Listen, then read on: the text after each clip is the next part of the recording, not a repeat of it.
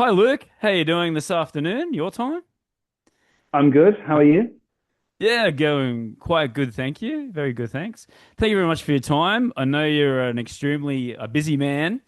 So what's been happening recently? I did see that you did the poster for the Aussie Black Sabbath.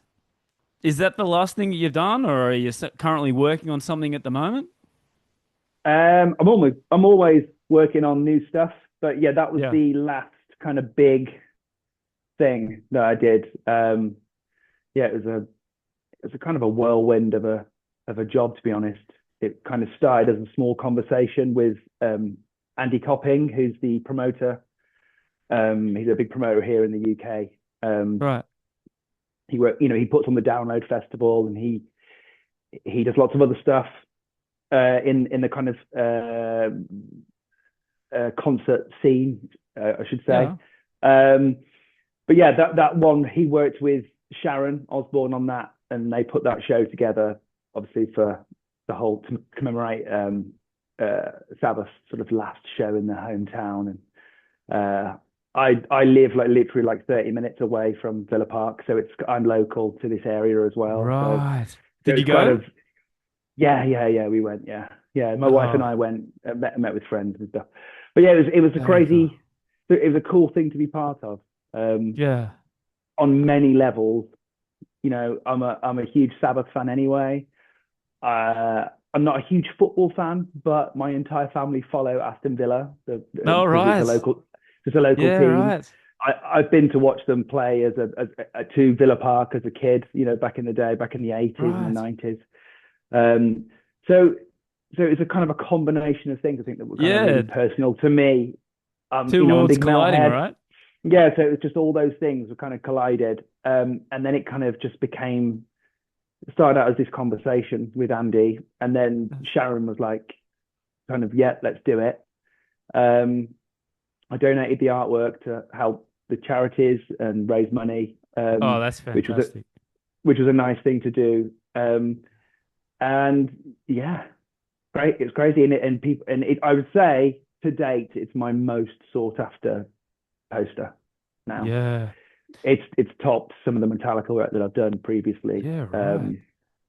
I don't know why that is. I think it was kind of didn't somebody describe, I don't know who it was, but I'm sure someone said that they described it as kind of like a heavy metal live aid or something. Yeah. It, Yeah, well, it yeah, was to be fair, wasn't it? Yeah. And it yeah. wasn't So just Aussie and Sabbath fans, it was heavy metal fans in general, like heavy metal, mhm. rock and roll, that last show. So, how is Sharon Osbourne, by the way? Was she always nice to, negotiate with? I didn't really deal with her directly because Andy Okay. did all that on my behalf. Um, but she gave feedback on the work that I was doing, so I'd put a rough concept, and I'd send that through to Andy, and then Andy would then share that with her, and then he would sort of put me in an email, and I could see the feedback she was giving.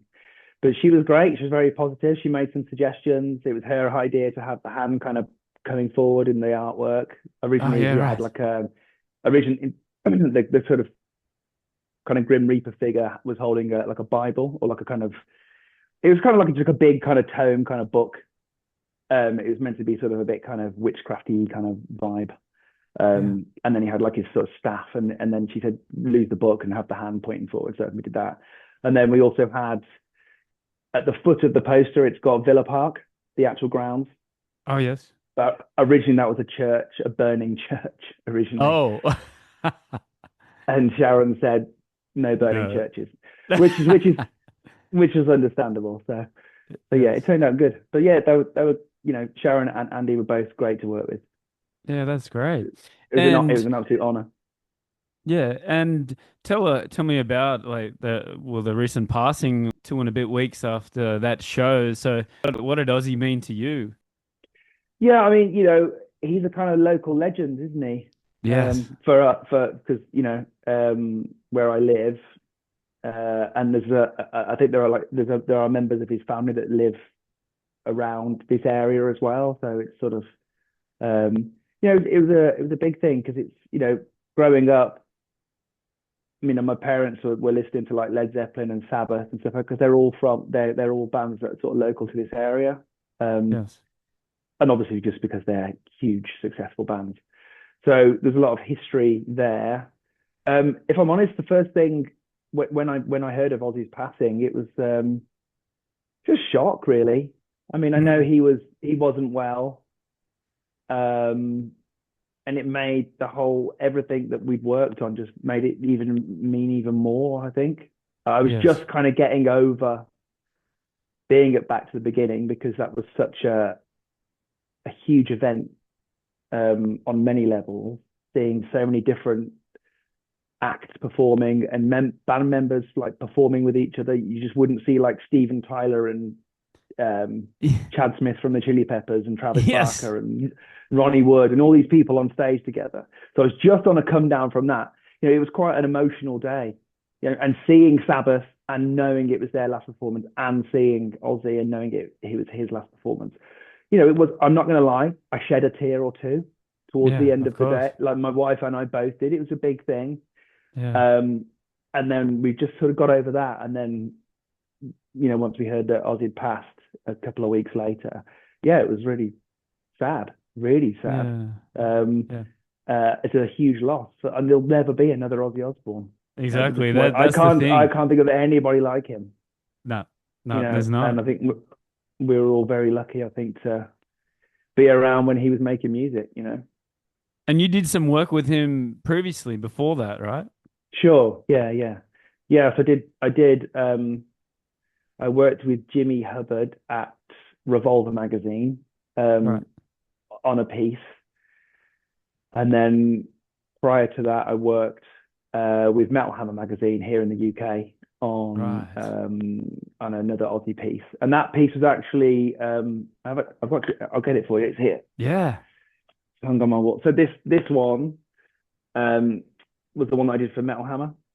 It's Nice. actually you can see it's signed by Ozzy there as well. Oh, I that's don't know so if you can. cool. What was his reaction when he saw this? Who? What? Ozzy? Yeah. I mean, I don't know. I don't. It's I not didn't like you see. get to Oh, kind of right. work. Okay. No, no. You kind of work with people that are around them. You don't really kind of get to. It's very rare. I've Yeah. met a few heroes along the way, but Ozzy is someone that I didn't actually get to meet.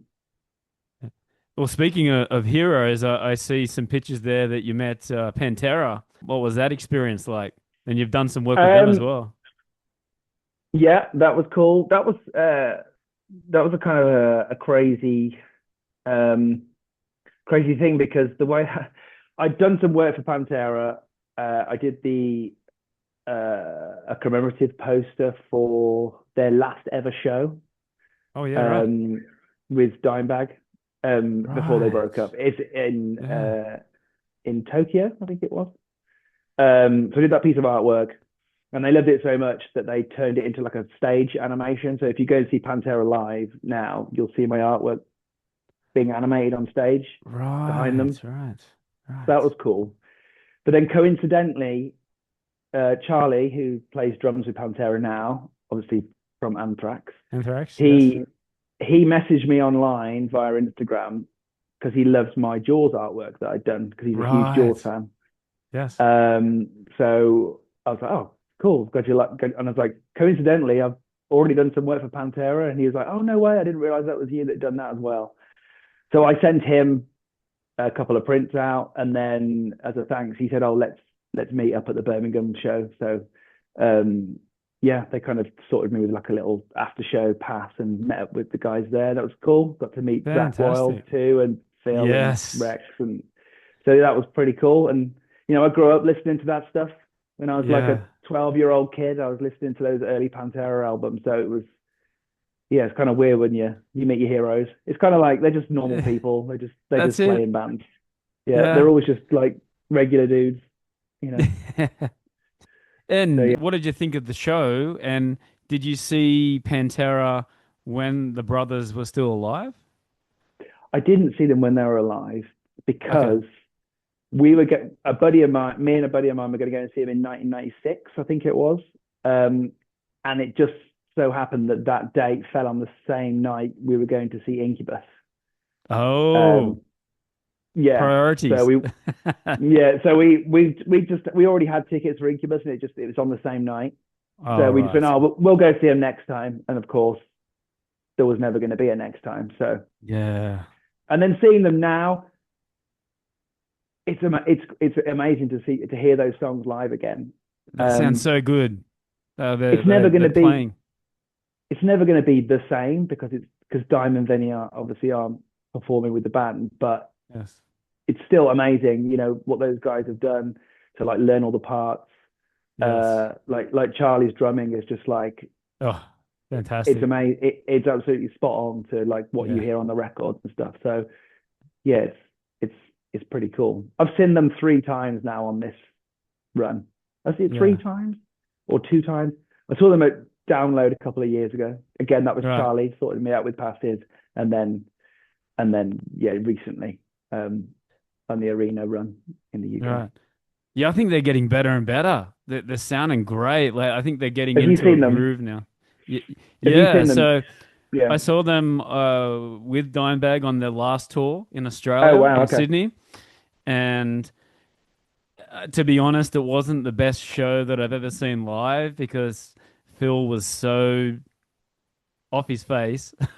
Yeah. And I think he sung 2 songs on like lying down on the stage singing. Right. Um, they were saying it was his back, and you could see that it was coming to an end. There was just, Sure. but Dimebag Darrell, just watching him play, he was just incredible. Just being able to watch him just do his thing and just never miss a Yeah. beat. No, I was gonna say there'll never be another Dimebag. He's another one that's kind of like Yes. this, those kind of like lightning in a bottle kind of people. I think they don't happen again, really. Yeah, yeah, absolutely tragic what happened. But yeah, I'm so glad that they're back doing it, and all the younger kids getting an opportunity to sort of see what Pantera is all Yeah. about. So I do believe you're from West Midlands in the UK. Well, you said Aston Villa, right? Close to Aston Villa. I'm about kind of 30 to 40 minutes drive outside of Birmingham, which is where Okay. Aston Villa's where the ground is. So I'm in Worcestershire, which is like a county just within the in the West Midlands. Okay. Um, And tell me what it was like growing up there as a kid, because they always get confused, and every time I see Black Sabbath interviews, they say Birmingham's like a really gritty, tough yeah, Birmingham is, sort of yeah. ci sort of city. So is that the same as where you are No, no, I'm just outside, like in the outside of it? countryside. Right. Yeah, so I did live in Birmingham for a few years, like when I first moved out of home and I like kind of left my parents, like, uh, and I enjoyed going out in Birmingham and like going to like different rock bars and stuff like that and going to gigs and stuff with all my buddies. But um, it made me realize as I kind of got older that I was like, I just like the quiet. I just like the Yeah. quiet. I like the countryside. I like the quiet. So that's kind of the environment I grew up in. So I was born in 1980. So Grew up in so in a small village. so when did you start doing illustrations? And it says here that you were fond of looking at these album covers. I would assume Yeah, they'd be records, and me too. I wasn't doing yeah, illustrations, but I was fascinated by the Kiss albums yeah, and AC/DC and like my all my dad's albums. So, what were some of yours that sort of stuck in your head? yeah. I mean, I guess I'd say like all the Metallica back catalog. Like Oh I got yes, into I got into Metallica on the Black Album would be when I got into them because that album came out when I was about 11 years old. So I was like the perfect age, just kind of getting into rock and metal and stuff. But then I went back and listened to all Ride the Lightning, Master of Puppets, all that kind of stuff. And then it was bands like Pantera, Faith No More, so like Angel Dust was like oh, a big album for me growing up. I loved that love record. love Faith Yeah, No More. yeah. Saw them like several times. Um, who else? Skid Row, like love Skid Row. Yeah, come on. Yeah, Pantera, a bit of AC/DC. Yeah, Sabbath, Zeppelin. But then like also, like David Bowie was played a lot Yeah. in our house growing up. Michael Jackson, like the Thriller album, all that kind of stuff. Loved all that as a kid. Um, and what else? Like album covers would be like I always loved like Megadeth Rust in Peace. I always loved that the Oh artwork for that yes. album. Chaos AD, Sepultura, like Nice. that Michael Whalen art. Yeah, all that good stuff. And then that's kind of like where the I think that stuff sank in. Like so it was like a combination of the music and the visuals, like the artwork. You know, Yes. uh I'm very passionate about the art that goes with the music, which I feel like we Yes. kind of lost it for a bit, and I feel like it's kind of come back again in a big way through gig posters. Um, so yeah, that was definitely a thing. And then outside of music, it would have been like movies that I was watching at the time, like all the old Yes. Star Wars films and kids cartoons like Thundercats and Turtles and Transformers, all that kind of 80s stuff. Um, yeah, like movies would be like RoboCop, Terminator films, Nice. all the Aliens movies. I've been recently Mm. watching Alien Earth, and I'm really enjoying that on Disney. Um, so yeah, it's all that kind of 80s, 90s kind of pop culture. So when did you start doing illustration? When did you Yeah. start doing that? Well, I think like most kids would say, I always say this, but like most kids are drawing at a young age, and Mm. I think there was I was always into drawing, just being creative in general, because it was always drawing pictures or painting like Warhammer figures, Right. or yeah, or like um, playing guitar as well. Um, but I think I can remember my mom told me a story of um, she came in to pick me up from school. I would have been like primary school, so I'd have been about 6 or 7 years old, maybe something like that. And Yeah. the teacher pulled her aside when she came to collect me, and we'd had an art class that afternoon or something, and I'd drawn like a picture of a astronaut floating in space or something like that. And she pulled my mum aside and said, "I think your son's got a gift for drawing," sort of thing. So I was like, "Oh." My mum was like, "Okay," and then she just sort of encouraged it. I think from a young age to just said, do some painting, do some drawing whenever I was bored.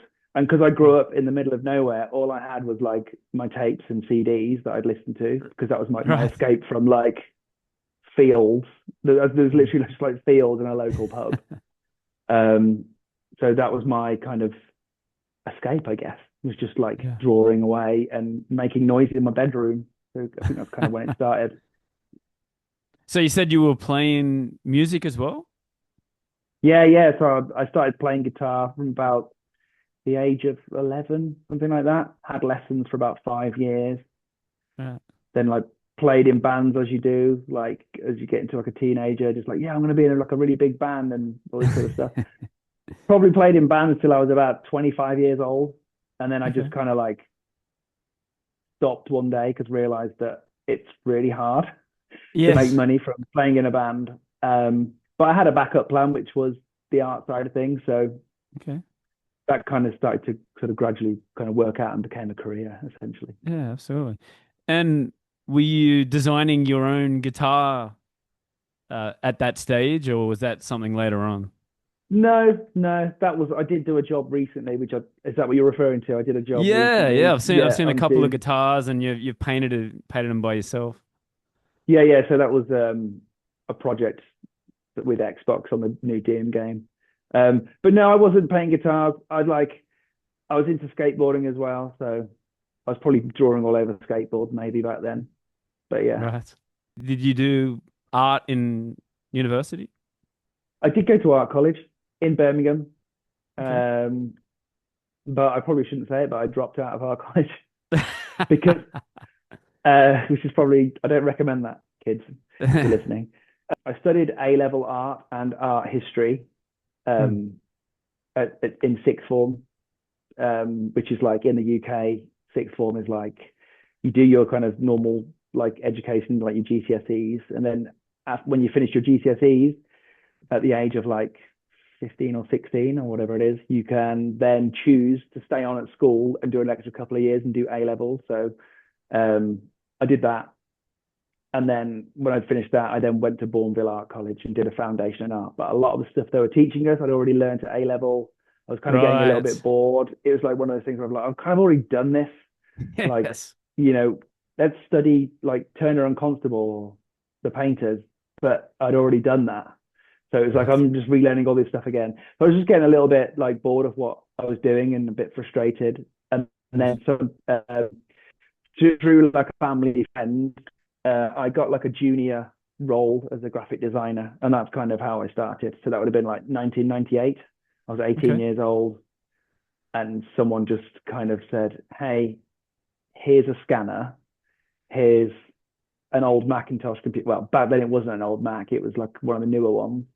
Yes. Scan all this stuff in and put them into a product catalog." It was like really boring, but it taught me how to use like Photoshop, Quark Express, and Ah. all this kind of like graphic design software that I kind of just learned it off on the job from like a more of like a senior designer that was working at this agency. Right. Um, that's kind of how I got started, I guess, after college in And actually doing work. It was like, this is the pen tool in Photoshop. You can cut a thing out after you've scanned it in on the scanner. It was just stuff like that. All clicking with a mouse, you know, um, the Mac, I think it was like just like the old Power PC Apple Macs with like a zip drive in the front of it. It's like a G3 or something. I can't remember. It's right. like one of those things. It's like that sort of rectangular thing on its side, Yes. with the sort of stripy Apple logo on the front of it. Very Um, cool. and then I kind of liked that side. I liked that you could create these things on a computer. So I'd gone from like drawing with pencils and painting things, then realizing, oh, actually, I can lay things out, and you know, understanding how typography works. And so that Yeah. kind of all that stuff came before the illustration as a job, because back then the idea of being an artist full time, drawing silly pictures, like just wasn't really a thing. The Yeah. internet wasn't a big thing back then. You couldn't like promote yourself online and get work that way. It was, you know, that was kind of the safe option, I think. Right. Just let's just do graphic design, and it seems interesting and it's kind of creative. And Yeah. whilst I'm doing that, I can maybe play in my band on the weekend. That was kind of, yeah, There you that was go. the kind of other creative outlet. Yeah. So yeah, I was always someone that had to be like making stuff. Otherwise, Yeah. I kind of felt like I was going a bit mad, or I just wasn't built for like standard like 9 to 5 office job, if you know what I mean. And that's Yes. fine if that's what I just couldn't do it because I just felt like I'd almost feel like just like depressed because I just wasn't like I had this need to just like make noise on a guitar or draw a picture. Yeah, Yeah, absolutely. When was it that the band started coming into it and going, "Hey, we really like your style of art"? Were you getting like small independent bands in the UK sort of asking you to do things, or? yeah. So I played obviously in my own bands, and Yes. some of those bands kind of started to get a little bit like I say bigger. We weren't like big bands, but we were playing. We were going back and forth to London a lot and just like traveling around and dealing with kind of music industry folk a little bit. And we did like an EP, and so I was doing the art for those things for my own band.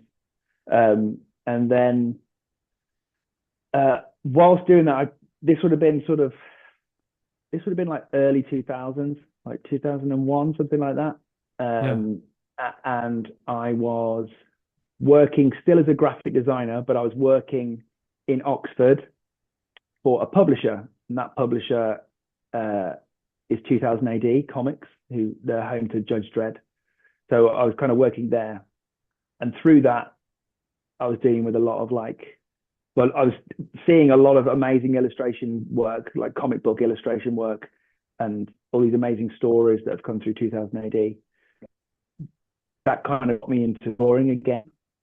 I kind of fell in love with drawing again and kind of um, started using a Cintiq or Wacom Cintiq to draw on. Actually, no, it wasn't a Cintiq at the time. It was an Intuos tablet, just like the tiny little tablet you sit on your desk and you kind of look at the screen and draw on the table, if you know what I mean. Right. Yes. Um, And I was doing that, and then I just started doing like my own kind of like band like fan art for myself, just like these Right. kind of crappy illustrations for like, oh, I love Faith No More. I'm going to draw a Faith No More picture, that sort of Right. stuff. And then I just have like this little blog, and I just post them onto my blog online as like a little thing I'd done. And I didn't really have any followers or anything. It was just like a fun thing to do for myself. Just Yeah. again, just venting this kind of need to make things. Yeah. And then I don't know how it happened, but then I kind of got a job working with, like, the first one I did officially was for Glenn Danzig, All um, right. Okay. for his music festival, Blackest of the Black, if you Yeah. know that festival.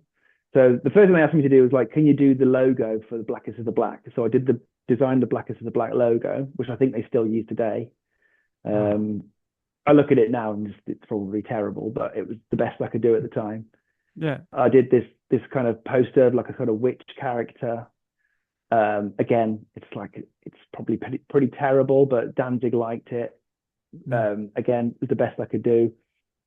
I was just kind of learning, probably naively, like just like, oh, I can do this, and I had this opportunity. If I, you always do that. You kind of look back on the old stuff you do, and you just think I could have done it better.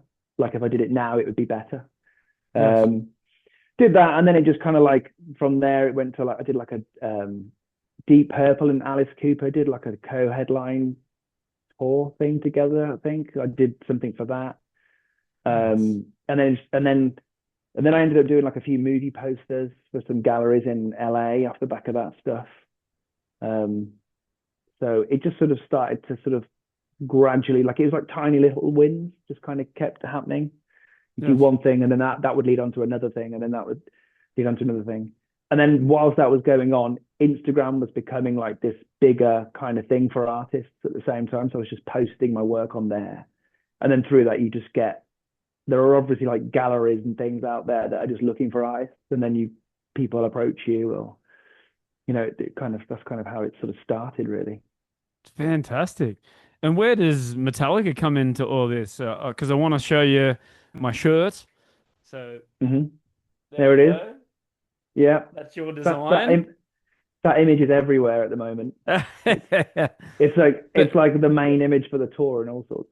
So it's kind of yeah, crazy. I saw photos on your Instagram where you were saying you were really proud and happy. They have the pop-up stores before, during, and after the shows, and all your artwork's a part of that as well.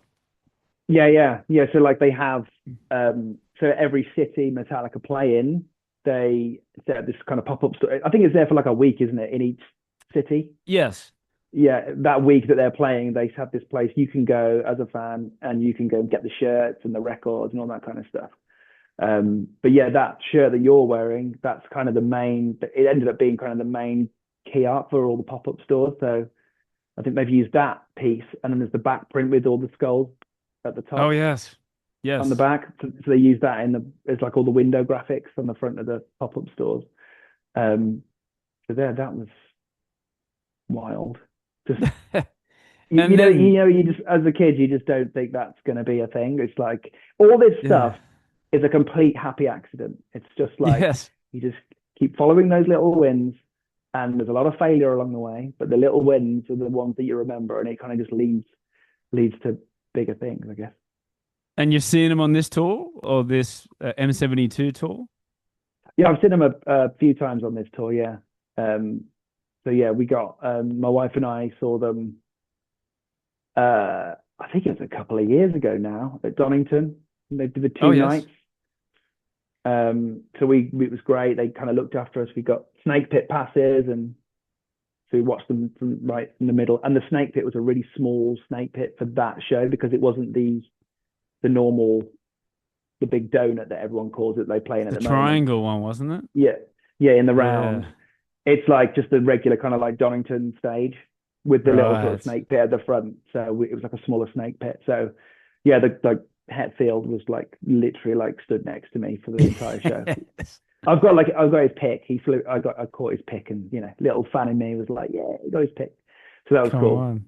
But yeah, that's mad. The Metallica stuff just kind of came about through me again when Instagram was good. I did like a Q&A on Instagram. I think Yes. by then I built a little bit of a following from my other work. Someone that already done some work with Metallica essentially messaged me and said, you should do some Metallica stuff. Because I see Um, every photo and video that you've got on there, Squindo's there liking your thing, so you've got a good relationship with him. I don't know him at all, but I Oh, think there you go. a lot of the Metallica, we all know each other's work, and there's a Right. really kind of positive kind of community. It's not always like that. I'll just say that with Right. other artists. Some are a bit Okay. like, we're all a bit odd, I think, maybe. But for the most part, all the Metallica people, all the guys that I know that do the Metallica artwork, we're all very supportive of each other, Yes. um, which is quite nice.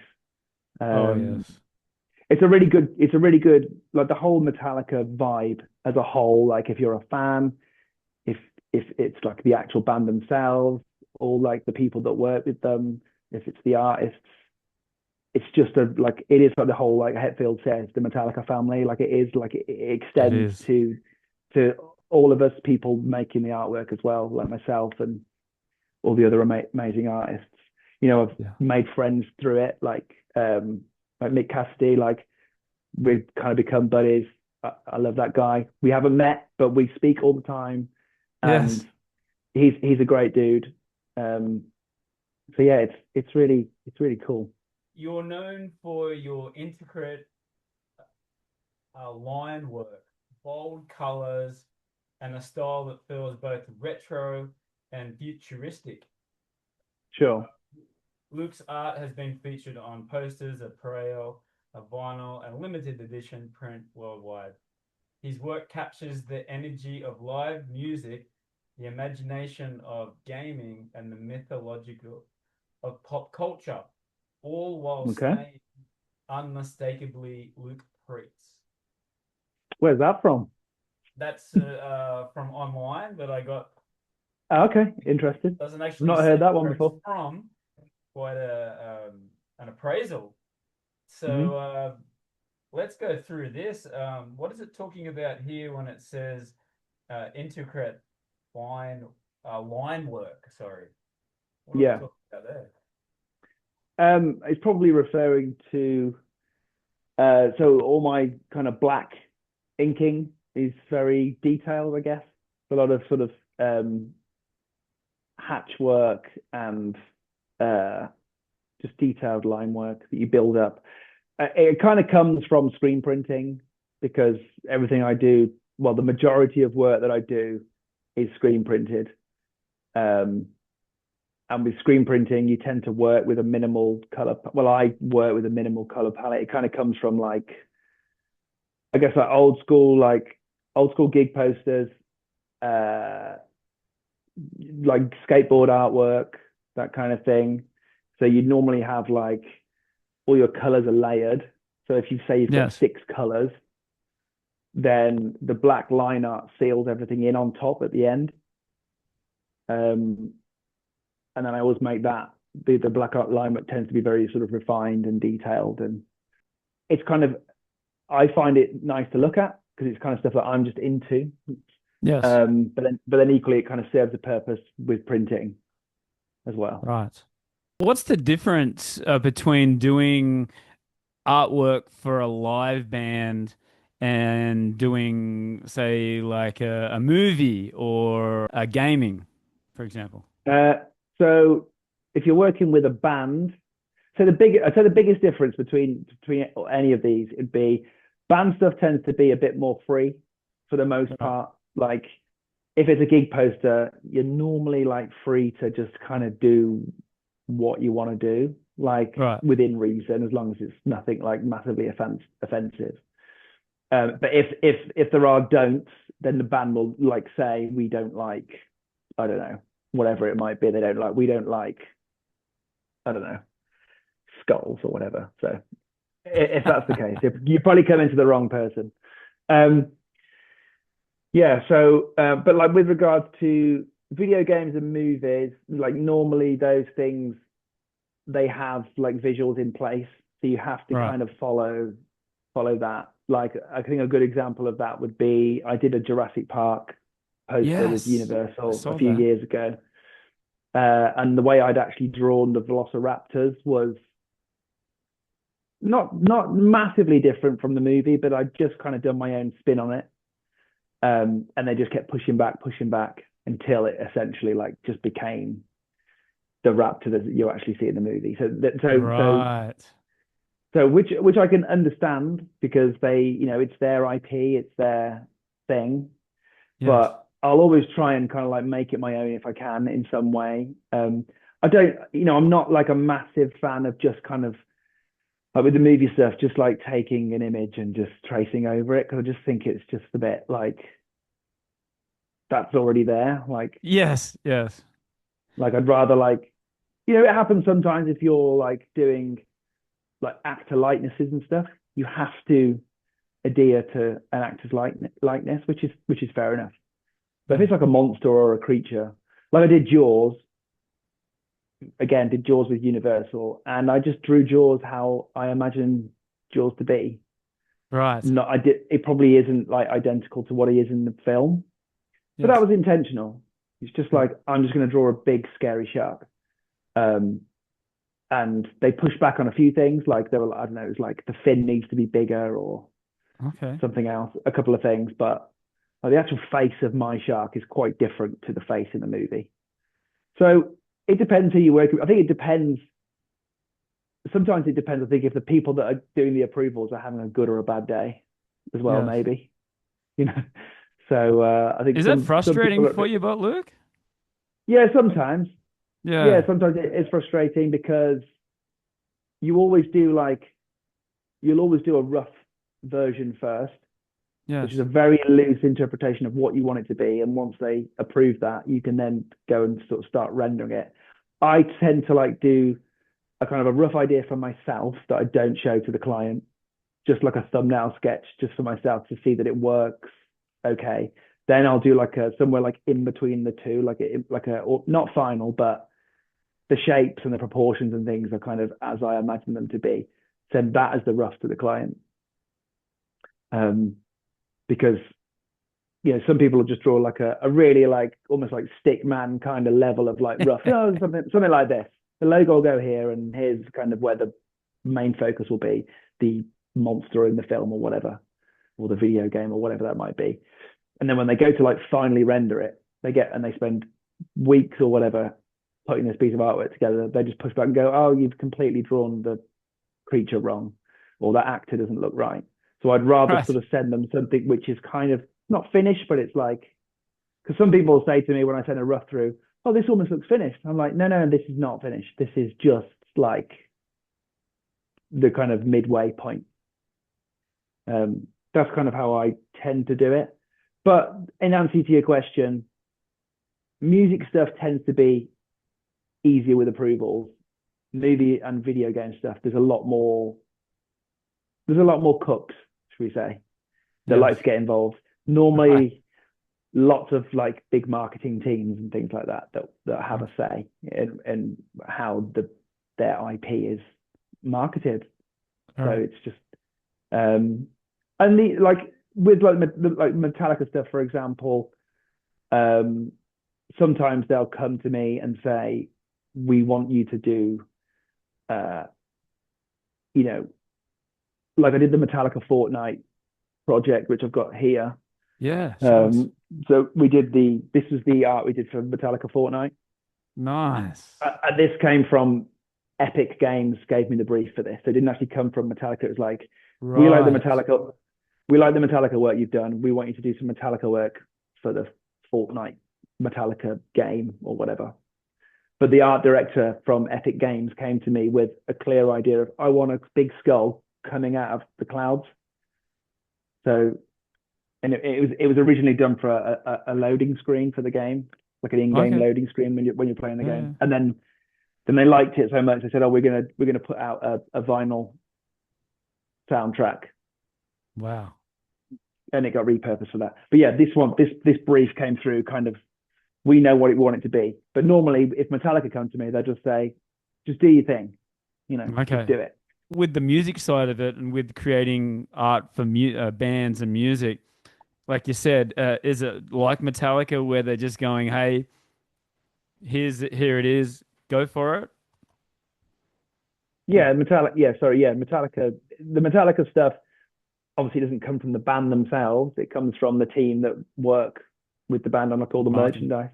Right. Merch. But I've built up such a good relationship with those guys now that it's like they just say, Luke, it's the Load anniversary. Can you do the art for, which I did until it sleeps. Very And I cool. did, and I just pitched a night, and it's literally that. There's no like, it has to be this figure doing this thing, and blah, blah, there's none of that. It's just go and make it. And then I have like I listen to the song. I kind of remind myself of the lyrics. I watch the music video for that song. So I really liked the video to that song. So I kind of took inspiration from the visuals in the music video. Can you remember when that music video come out? Because I 95, 95, I think yeah, it was. 95, 96.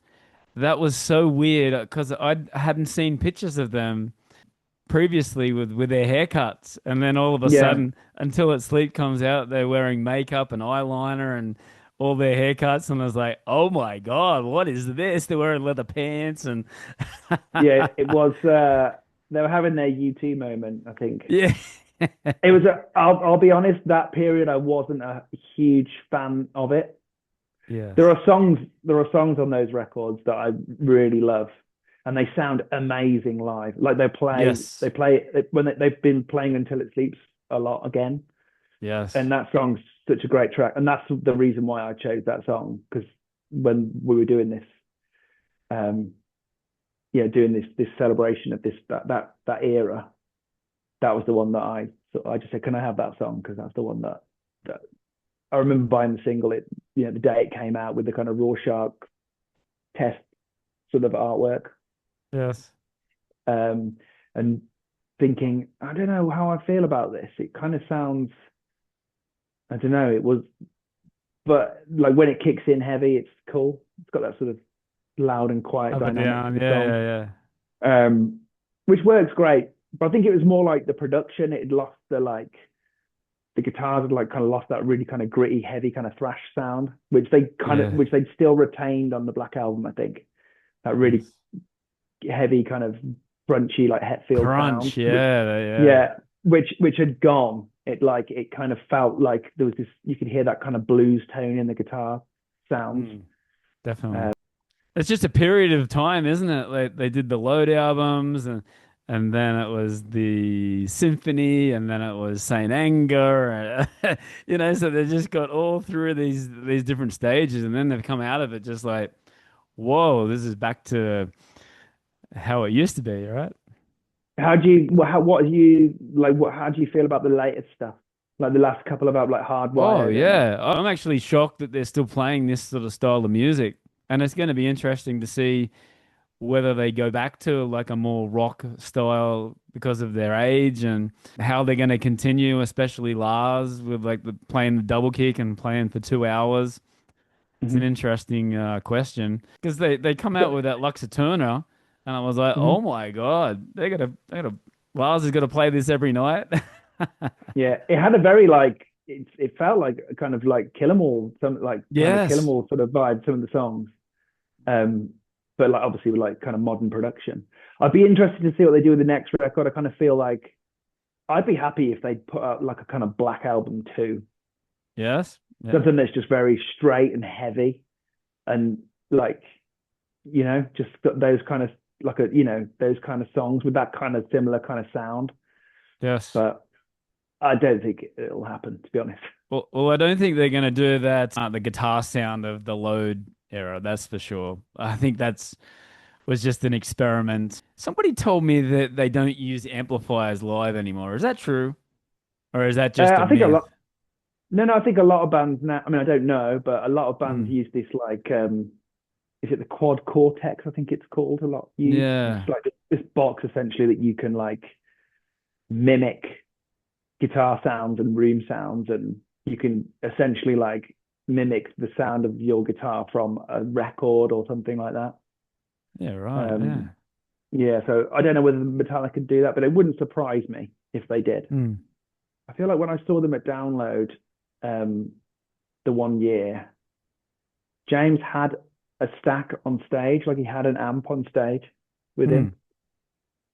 So I don't know whether like, and he was going over to it and like cranking it up. So Oh, I might be wrong. I don't know if he just has it for like for stage, just so he yeah, can kind right. of hear. But I don't know if they like run it through two things or what. But the sound in the snake pit sounded amazing because they obviously put speakers in the sound in the Oh, yeah. snake pit as well, so you get the full like kind of PA sound coming into there as well. Yeah, It feels like you're in absolutely. like your own little private gig Yeah, that's right. because it's like about 100 people. Well, the one that I was in was about maybe 100 to 200 people in there, something like that. It felt Yeah. like, and it was just yeah, just like it felt like you're in this tiny little club show, but then you kind of look over the top behind you, and there's just like 80,000 people going off into the distance. Yeah. And they're coming to Australia in November, so we're looking forward to that. I mean, they haven't been to Australia for 12 or 13 years, so um, Okay. they were supposed to come 2019, but James went into rehab, so they cancelled the whole tour. All So right. yeah, the Australian fans are chomping at the bit, so there's going to be some pretty intense mosh pits, I think, down there. Yeah. Yeah. Cool. They're going to be letting Yeah. loose. Yeah. I think I might. I'm pretty sure I've got a new merch design coming for that tour. Oh, very cool. That's all I'm going to say. Okay. And are you and speaking of the tour, are you going next year? I'm assuming. They're coming to Yeah. your So hometown. I'm going to go to the London show. Okay. Um, so that's the plan because I've got friends that live in London, so I'm just going to stay at theirs for a couple of days, and we're all going to go down. So Fantastic. yeah, hopefully we'll get some guest treatment, which will be nice. So it'll be good. Fantastic. Yeah, I'll never get bored of seeing Metallica live. I've been watching them live since I was a teenager, Yeah. um, and I saw them obviously back to the beginning they played, and it was like these guys are like in their sixties, and they still absolutely Yeah. like sound amazing live. Like Yeah. when they came on, it was just amazing. Yeah. They know how to put on So a good show. That yeah, and that's why the fans keep coming back. And people still, did people come up to you like family and friends and go, "Why do you keep going back to see him? It's going to be the same songs." oh no, not at all. No, No? Okay. no, You're no, lucky. no. Oh, do you get that? Is that Oh, what you get? yes. Yes. I'm interested. Okay, they just don't understand. Yeah, they don't understand. That's right. No, they don't. Yeah. That you're a big fan of comic books growing up. Tell us how you got involved with Marvel and DC Comics. So I wouldn't say I really read a lot of DC and Marvel comics growing up. I love Spider-Man, Okay. the old Spider-Man comics, um, and I've done some work on with those license well, with those published. So I did it's more on the movie side of stuff. So I did Right. the Blackout, so the Black Adam Oh, yes. film that came out with the Rock in it. The Rock. I Yeah. did, yeah. So I did the soundtrack artwork for that. It's normally through like it's done through like galleries. That was done in Mondo, if you know who Mondo are. Okay. Mondo, the gallery. Yeah. So I did that with them, and I did. I think I did a Thor piece. I mean, this is like years ago now, but I don't tend to like do a lot of that stuff. If I'm honest, I'm a bit burnt out on all the kind of superhero film things that are out Yeah, there. so I would Like, agree. there's certain things that come out and you're like, that's a good one. Like, Hmm. it was quite a slow film, but I did enjoy the Batman film, the last Batman movie. Oh, yes. I went to see the new Superman film with my kids the other day. They loved it. It's like mental, crazy. It's not a Yes. typical Superman film. Um, yeah, but like for me, growing up, comic stuff was always 2000 AD. That was always the stuff that I loved. All the kind of Right. UK comics, and outside of that would have been like the Beano and Dandy, and yeah, a lot of the kind of British stuff. And I liked Batman, like the old story. Um, but for me, I wouldn't really read them that much. I'd just look at the pictures and just be like, this is cool to look at, you Yeah. know. Um, I've recently been reading some of the old Turtles comics Oh, there in you my go. spare time as well. Okay. So that's fun. What else did I liked the real Ghostbusters as well, like Oh, the yes. cartoon series. They did the comics of that. So I used to read that as a kid as well. Yes. Um, but yeah, like actually working in comics, the stuff that I've worked in more recently has been the stuff I just mentioned. The like Yes. it's more on the movie side rather than the Right. actual comics. And then I've done a few covers for 2000 AD. So I've done like did like a Judge Death cover a couple of years ago and some other Dread related things. Um, Nice. but yeah, tends most of my work nowadays tends to be music related with the odd That's sort of film bits and bobs. And I've been working with the guys at Mutant. If you've heard of oh, yes. Mutant, it's the ex Mondo guys, um, Nice. and they're just friends that I've worked with for a few years, and they've been coming to me, and I've been doing the odd kind of cool thing for them. I've just done Turbo Kid. Did you see Turbo Oh, Kid? yes. The film? Yes. Yeah, so I did the Turbo Kid soundtrack to the video game, which was a really fun one Oh, to do. very Just really cool. different. I quite like to do Yeah. these sort of niche, like cool sort of little movies. That's fun to do sometimes as well. Um, and we're doing some other stuff at the moment, which I'm not allowed to talk about. Do But you have a but yeah, preference? the stuff that I like to do the most is the stuff that I just find fun to draw and I'm really into because I think I just Yeah. produce the best work that way. If it's something I'm not overly into, then I just think I just don't care about it as much. Um, and also the other thing, it's the people. Like it sounds really cheesy to say it, but I really like working with the people that I like working with. Yeah. So when I work on Gears of War a lot, which I haven't spoken about at all, but that video game franchise, I've been working with that team for such a long time now. And there's a few people that I work with there that we've been working together for such a long time. They're like my mates Uh, now. So we're just sort of right. friends who just get to just we just like we've got this cool thing to make, and then I get excited and they're excited. And those are the projects that I like really working on. And it's like the Metallica stuff. I've built up a really good relationship with the team there. And sometimes we just phone each other to just have a chat for like an hour, just talk That's about cool.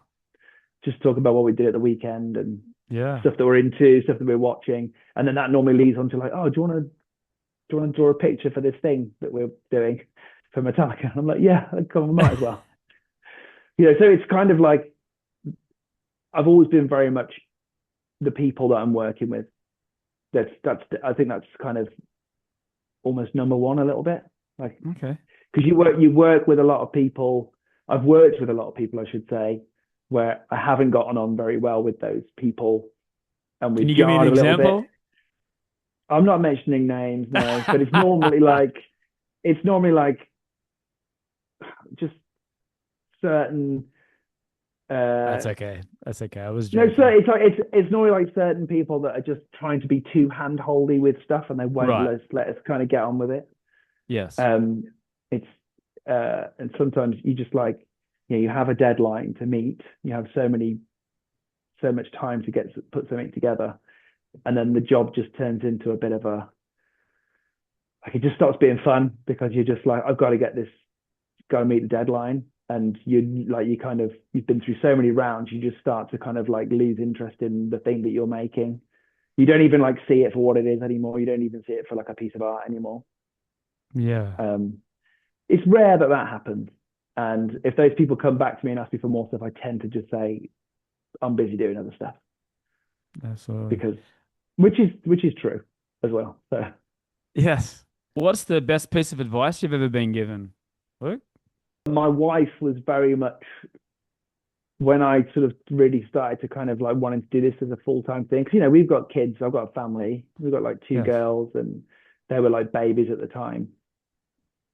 I was like, I really want to make this like a career. And she was very just kind of like, just do it. Like, just do it. Yeah. So That's I think it's like having those motivation. people around you that are kind of like go for it. Sort of, Yes. if you haven't got that, it's just easy to just go, oh, I'll just go and get like a regular like 9 to 5 Nine to job, five. like working in a pub or a factory or whatever it might Yeah. be. Was there Um, ever a time where you were thinking about that? I've done all the jobs. Like I've Yeah. done like, I've worked in bars, I've worked in factories. I used to collect chicken eggs when I was about 12. Yeah, right. I've done like all the shitty jobs, but yeah.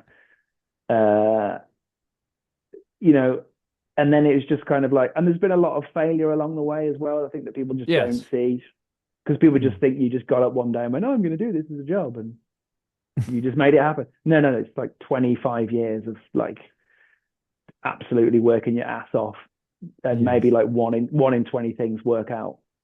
You know, um, so and now I kind of feel like even now I do have like times where I'm like, it's a bit quiet. I'm like, oh, the work's going to dry up. I'm going to have to go and get like a regular job again. But something always turns up and it's fine, That's So, great.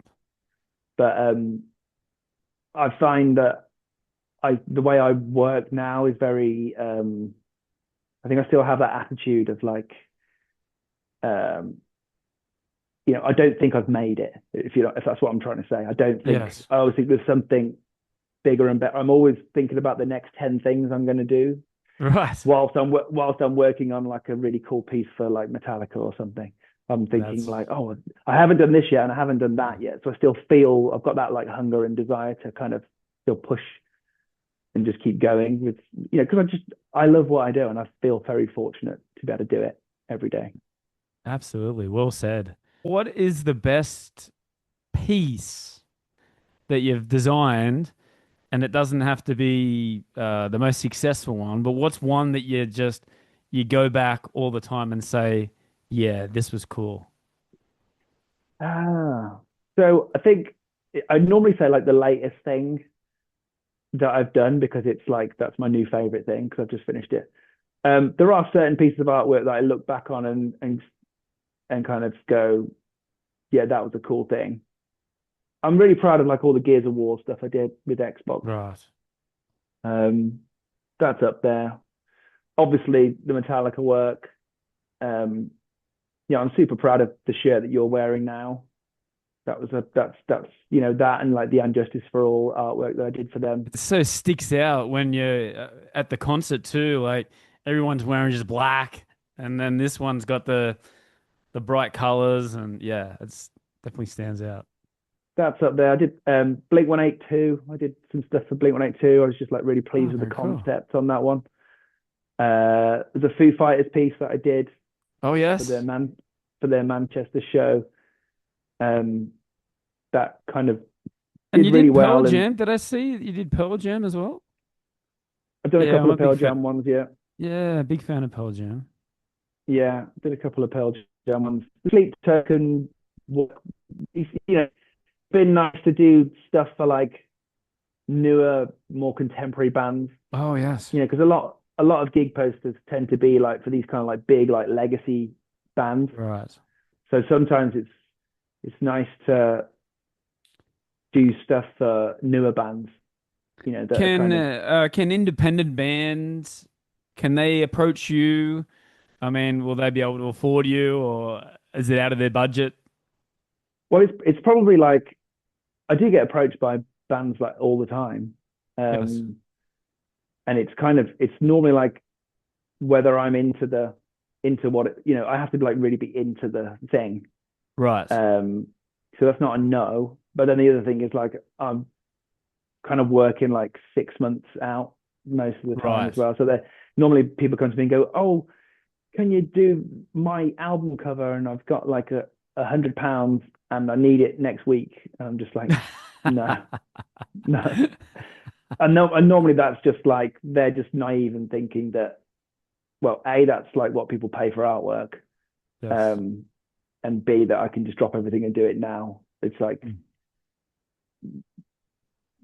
it's like it comes back to what I said before. I like to work with the people that I like working with on cool projects. So I don't know you. and I've never heard of you, I'll probably say no, Okay. unless I'm really into the thing that you're doing, and Got it. you've got a decent budget as well. Yes.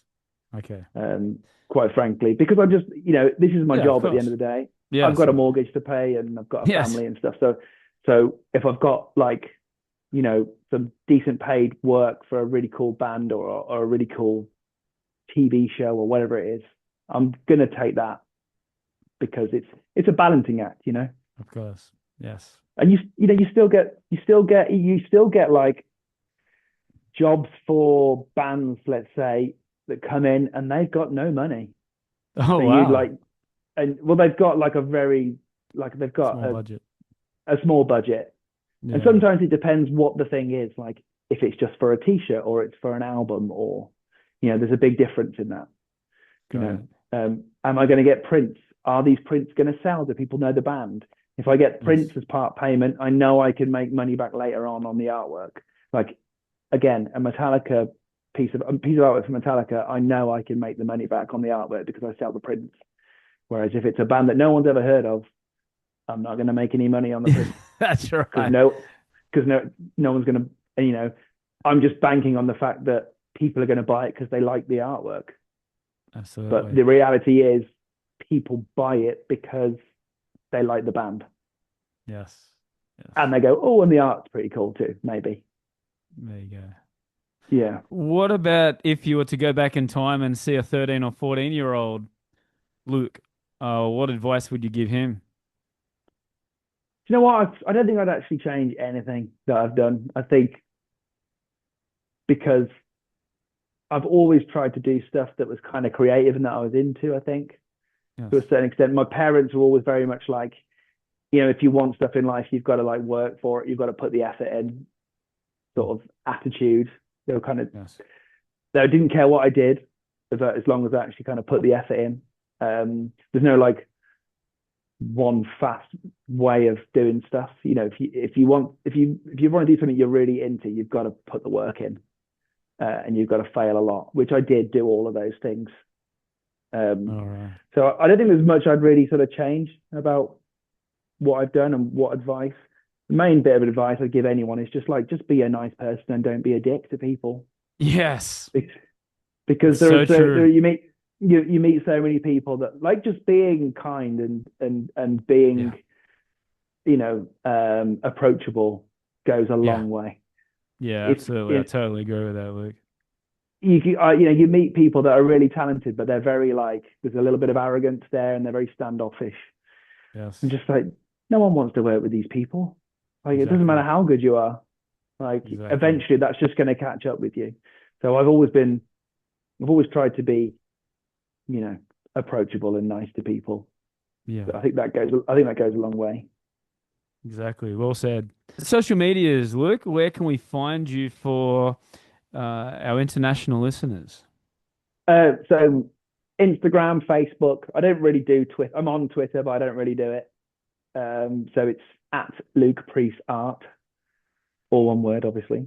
And then just lukepreece.com. Great. So it's All for my right. website. So yeah. So the first topic is music. I want you to tell me your top two or three favorite bands or artists of all time as of today. Band, it's got to be Black Sabbath. They're definitely like up there. I've always listened to that band. Okay. Like I think them and Metallica, like since I was a kid, so they're definitely up there.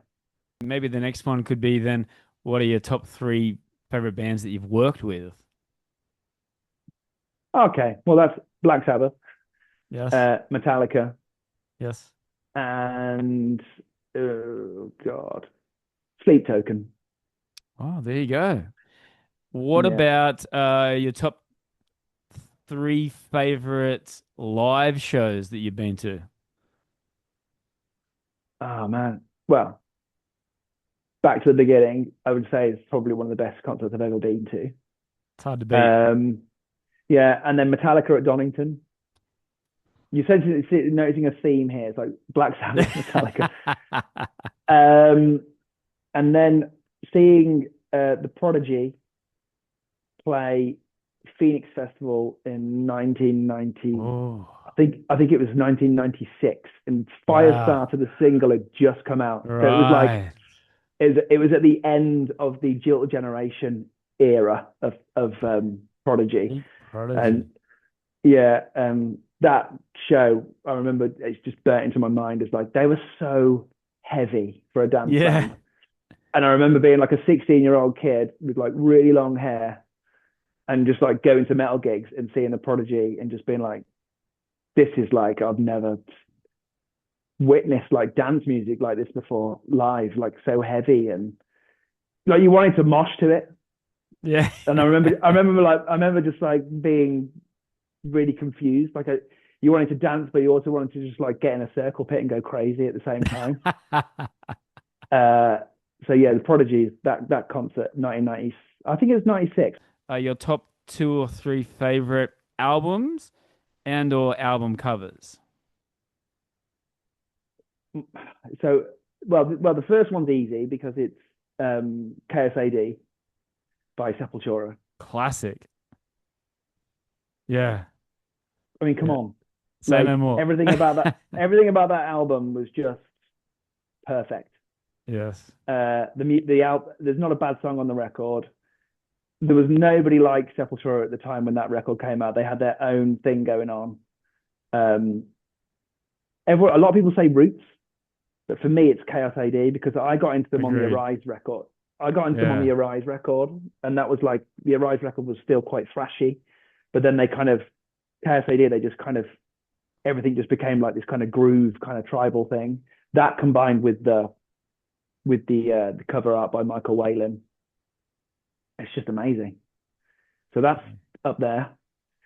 Um, it's got the next one's going to be a Metallica record, Okay. but it's really with Metallica like it's always like one of the first five albums for Yes. me, and I always have this. It's either Justice for All or Master of Puppets or Ride the Lightning. It's between those sort of three. Yes. Um, would I say they're the best album covers ever? Probably not, but they're Mm. definitely. I'm gonna say Ride the Lightning because that album's the one that when I was a teenager I obsessed over that record and I obsessed over trying to learn all the guitar parts. Right. I bought like the guitar tab book and everything. I probably drew that album cover in my school books as a kid, like the chair and the logo and everything. We all drew the Metallica logo in our books at school, Yes. like it, you know, or scrawled it on our bags or whatever. I'm gonna say Megadeth, Rust in Peace. Classic.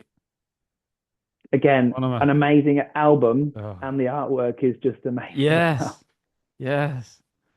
So Yes. I'd say that's Totally my I say agree. that's my I say that's my three. There are so many others that records that I love. Um, I love. There's an Irish band called Curb Dog. I loved them when I was a kid, and still Yes. love them now. Like I love the records. They're just one of those bands that I think were so influential in the early '90s. They don't really kind of get enough credit. They were signed to Vertigo as well, which is like Metallica's label and Sabbath's label. Oh yeah, They're right. an Irish three-piece band. Mm. Um, Definitely check them out. I'm always I will singing do. their praises. Yeah, so I'd say like probably the most accessible album of theirs would be the second album, which is On the Turn. Okay. Um, but yeah, people are like, there are some people that kind of say like, yeah, I've heard of them, but the majority of people just they haven't heard of them, and I'm always like really surprised. A band like Biffy Clyro would Oh not yes. exist without Curb Dog. There you So go. All same right. producer, songwriting's very like similar, kind of grungy but like riffy as well and melodic. Yeah. They're really good Oh, band. very Um, cool. and then I'm gonna have another one. I know Okay. I'm not allowed to, but I'm gonna have one more. Paradise Lost, Draconian Times. Oh. Um, Amazing album and amazing artwork as well. Do you think that's a lost art form? With the records, it used to be look at the cover first, sometimes and then turn around and say, wow, this is a cool cover. I need to listen to this. Do you think Oh, that's gone absolutely. away? I think it's coming back. Yeah. I think it's definitely coming back, and I think because the way like music industry is now, it's not like it was when we were kids, where you'd go to your local record shop or whatever, and you'd be like flicking through to like which one's got the coolest cover because I think I'm just going to go and buy that one. I used to buy albums like that all the time. I just buy Right. them for the cover art, and then get home and Yes. it'd be terrible. But then 1 in 10 might be amazing, There you especially with like go. metal bands. Yes. Whereas now, obviously, everyone's just like listening on Spotify and stuff. Yeah. Um, Just stream it. to get those clicks, like you Right. kind of need the cool artwork that's like this big on a thumbnail.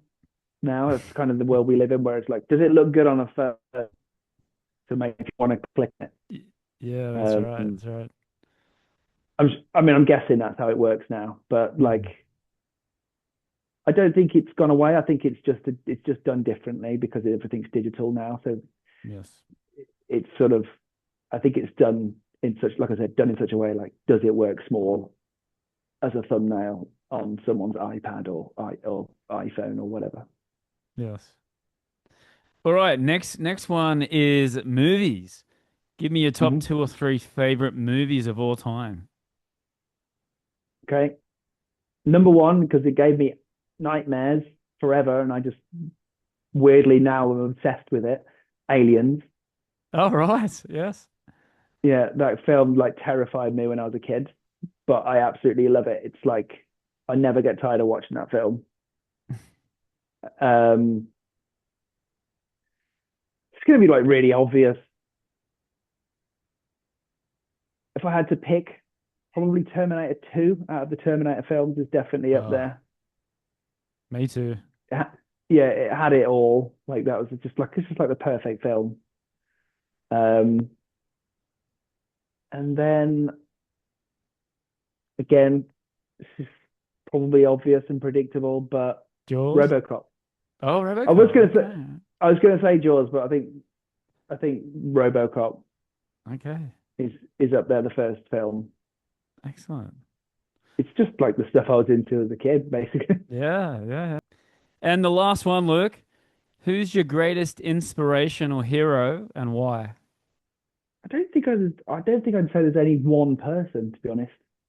I think it's more of like a collection of stuff that I've mentioned previously. Mm. Like